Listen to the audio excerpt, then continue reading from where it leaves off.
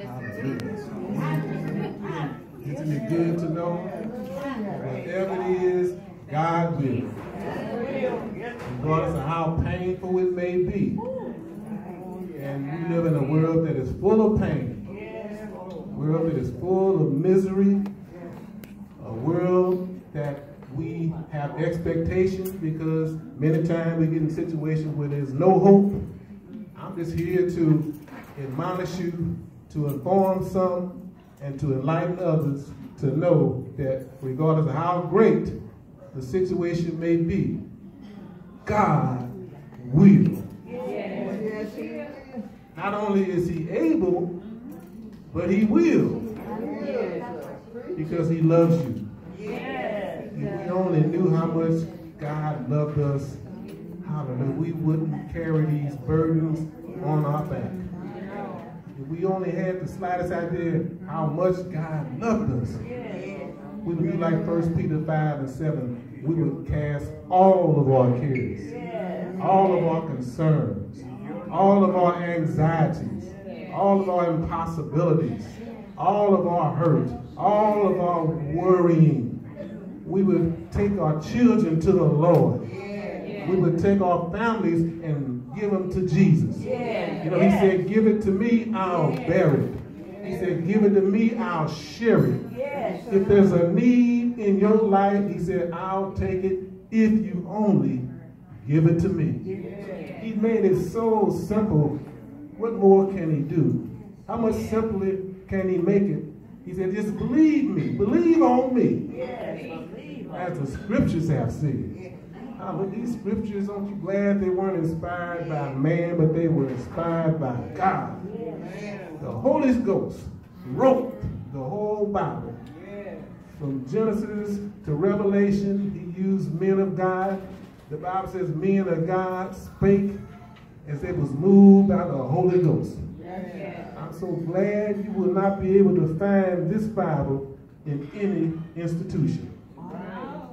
The highest institution of learning does not have the book that has been inspired by God. This is the greatest book in the world. And it's not for yesterday, but it is for today. Because Jesus Christ, he said, I change not. He's the same yesterday, the same today. He's the same forevermore. Hallelujah. He sits high and he looks low. Hallelujah. And he has you in his heart. He says, I know the thoughts that I think toward you. Good thoughts. Thoughts of peace. Thoughts of comfort. Thoughts, hallelujah, of an expectation to a good end. Hallelujah. The Lord loves you. I'm just here to remind you, regardless of what you're going through, it's just good to know that he loves you, and all you have to do is just bring it to him. Bring your burdens to the Lord, said David. Bring all your burdens. It's nothing too hard for the Lord. There's no weapon formed against you that can prosper. I don't care how great it may seem. It's good to know that you know that Jesus loves you. And Jesus said, I will. Turn around to somebody, God will. God will. Turn around to somebody, Jesus will. Jesus will. Hallelujah. Praise God. Talking about a man that didn't have no hope. Hallelujah. I mean, he was out there lost. He was separated from society because he had leprosy. And you know, in the Bible, leprosy is a synonym. It's significant, and it is a type and it's a shadow of sin. It represents sin. And we were all born in sin. And we were all shapen in iniquity. And God, you know, the Bible is showing us what this man had. And not only was he a leper, but it says he was full of leprosy. That means the situation couldn't get no worse than what it is. Hallelujah. And he was full of leprosy. And when you get to the point you're full of leprosy, they would cast you out and separate you from society. You were an outcast. Hallelujah. You couldn't come near anybody. They just set you out there in a desert place, in a place where they was wandering, a place where there was nothing but leprosy, people rotting together, rotting to death. rotting from the crown of their head. Their ears would rot and fall off. Hallelujah. Their neck would rot. Hallelujah. Their elbows was rotting. Their arms, hallelujah. Their legs and their body would rot slowly. You know, slowly. And he was literally rotting to death. You know, leprosy was so bad, many times they were in such a rotten condition where their nerves were so damaged, rats could chew their toes off and they couldn't even feel it because their nerves was damaged just that bad. So he was full of the worst disease that was known to man. He was full of the worst situation that was known to man. Full of leprosy. Hallelujah. And he didn't see anybody that could help him. Hallelujah. Because the greatest lawmakers, the Pharisees, and they told him, they said, well, you have leprosy, is nothing this world can do for you. It's nothing our greatest physicians can do for you. We're going to just cast you out because we don't want anybody else going through what you go through, what you are facing right now. Hallelujah. You may feel like you're facing something that no one else is facing. You may feel like all hope is gone. And I don't know exactly how lepers caught leprosy, but it was contagious. Just like sin is contagious. We all inherited sin from one man and one woman. But when a man ate from the tree, that's when sin came into the world. He said the woman was with him. But then nothing happened when she ate. But when he ate, that's when all the trouble started, and it was passed down from him all through generation through generation. So he was in a terrible situation. I don't know if you ever been in a terrible situation where all hope is gone. A situation where you wish you had some type of expectation. And you know, the Greek word translated expectation means hope. All hope is gone. And you know, we've been here long enough to talk to some of you about what you're going through. And the only thing we can tell you is what the Bible says and what the Word of God can do and what Jesus wants to do when he says, I have good thoughts towards you, not evil, but I have thoughts to an expected end. Hallelujah. Because he gave us his name. He gave us his word. He gave us hope. He gave us peace. I don't know how this guy got leprosy, but I know one thing. If you allow me to use my imagination, in as many ways he could have got it, but he could have been out in the field plowing one day. Oh, I wish y'all would talk back to me. God won't give me a breakthrough anyway. Out there in the field plowing, providing for his family.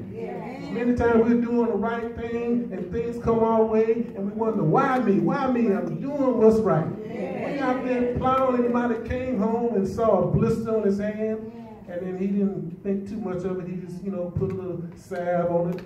And a few days later, it got a little worse. And he told his wife, said, this thing then got worse. I wonder what's wrong with it. And she said, well, maybe you ought to go and let the doctor take a look at you. And they went to the doctor. And the doctor saw it and he said, I'm not too sure about this, but you need to go to the priest.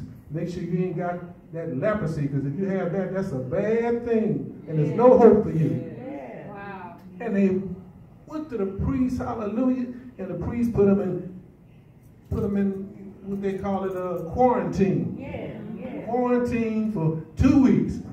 That was the law of Moses.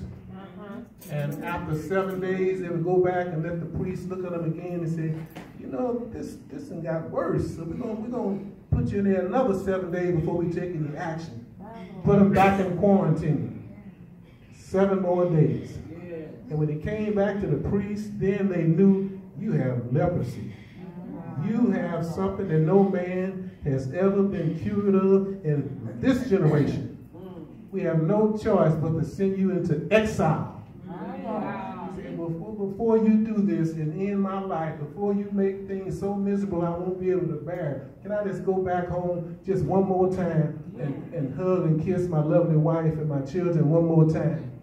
And they would tell them, oh, no way you can can go back into society. No way you can hold your wife in your arms again. No way you can kiss your children again. Hallelujah. The good things in life are over for you. We're going to send you into quarantine out in the wilderness, out there among the other lepers, and you're not going to see nobody but for maybe a mile or two away. Hallelujah. Even though we know your body's going to rot, there's no doctors in this generation, no doctors in this region can help you.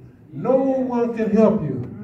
Your life has been ended. There's no hope for you, no expectation. There's no reason for you to even get up in the morning. Hallelujah.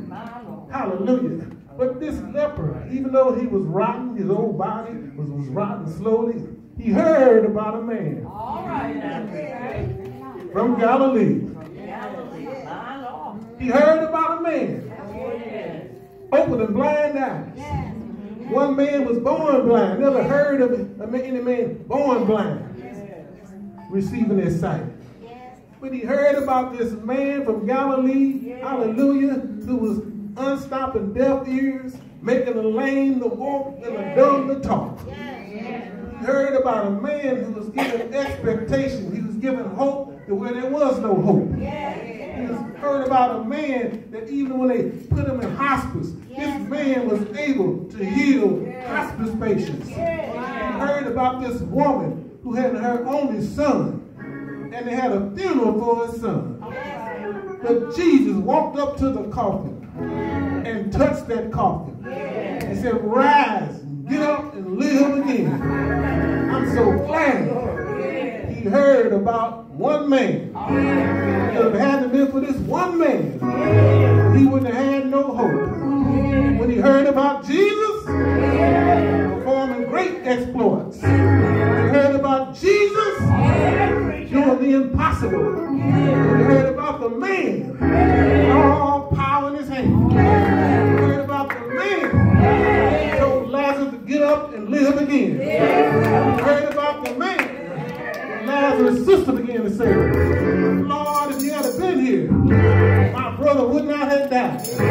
But Jesus, oh Jesus, heard about what Jesus told him. He said, I am the resurrection. I am the life. If you believe on me, any woman believes on me, any man believes on me, any girl, boy believes on me. Though he was dead, yet shall he live. And I am your doctor in the sick room. I'm your lawyer in the courtroom. I'm your friend, closer than a brother, leper. Heard about Jesus. The best news we ever heard. That's why they call it the gospel. The gospel means good news. Good news in the cemetery. Good news in intensive care. Good news. No reason for living. Good news in a world full of bad news. Good news. Good news in the midst of the storm. This man heard about this man that stood in the middle of the ship, and the storms began to rage. Dark clouds began to rise. Storm winds blew. This man looked at the wind. He looked at the storm. Looked at that situation. And peace be still. And the sun began to shine. And the darkness disappeared. And heard about Jesus. Man from Galilee. They used to sing a song. I know a man from Galilee. All power in his hand. Somebody needs to come and see. Come see this man. All power in his hand. And I heard about Jesus.